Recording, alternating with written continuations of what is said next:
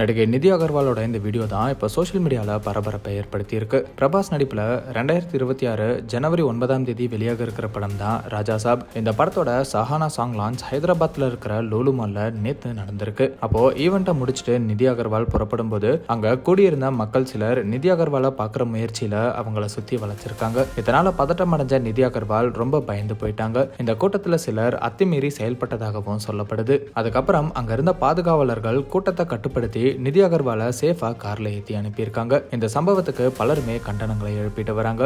Singer Chinmayi ஏன் இந்த ஆண்கள் ஹைனாவை விட மோசமா நடந்துக்கிறாங்க, ஹைனாவை ஏன் இந்த ஆண்கள் கூட ஒப்பிட்டு அதை அசிங்கப்படுத்தணும், இப்படி ஒரே மாதிரி எண்ணம் இருக்கிற ஆண்கள் கூடியிருந்தா இப்படிதான் ஒரு பொண்ணுக்கு தொந்தரவு கொடுப்பாங்க, ஏன் ஏதாவது கடவுள் இவங்களையெல்லாம் மொத்தமா தூக்கி வேற கிரகத்துல போடக்கூடாது அப்படின்னு சொல்லியிருக்காங்க. பலரும் இந்த ஈவெண்ட்டை ஏற்பாடு பண்ண மேனேஜ்மெண்ட் டீமை தாக்கி இவ்வளவு மோசமா பாதுகாப்பே இல்லாம ஒரு ஈவெண்ட்டை நடத்தியிருக்கீங்கன்னு சோஷியல் மீடியால விமர்சனம் பண்ணிட்டும் வராங்க. நிதி அகர்வாலே இந்த சம்பவத்துக்கு பதிலளிப்பாங்கன்னு எதிர்பார்க்கப்படுது.